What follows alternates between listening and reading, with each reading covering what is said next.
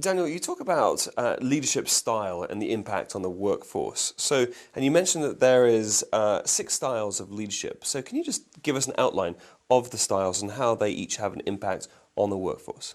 If you think about it at a kind of primal level, the real task of a leader in terms of the brain is to help people get and stay in the optimal internal state for working at their best.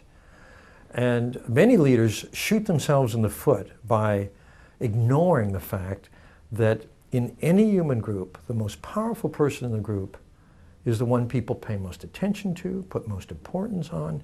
What that most powerful person says and does has the most impact on the internal state, the emotional state of everyone else.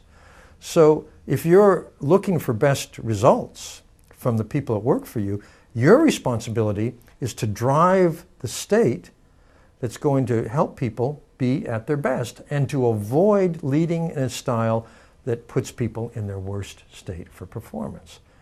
And what are the styles that help? Well, there are 4 at least that have very positive resonance and impact on people.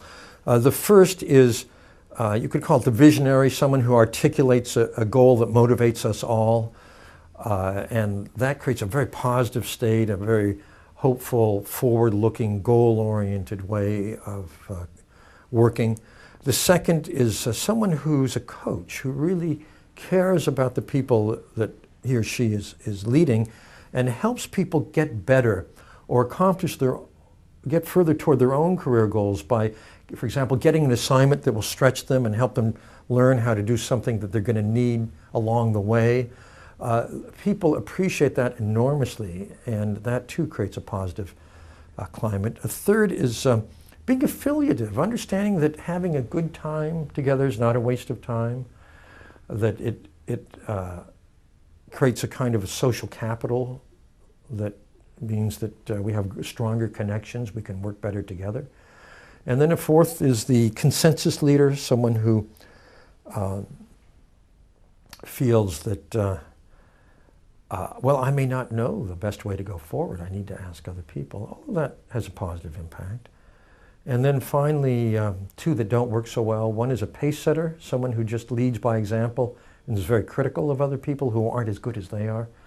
And the command and control, the coercive style of leader, who is someone who doesn't mind blowing up at people, for example, thinks nothing of it, or humiliating them. And those 2 ways of impacting are the worst possible, because all people are going to be able to focus on after that interaction is how awful it was, how much they hate the boss. But Daniel, is there a time and place for command and control style leadership? Being very strong and just ordering people to do things under normal circumstances has a negative impact, but in a genuine emergency it's quite appropriate.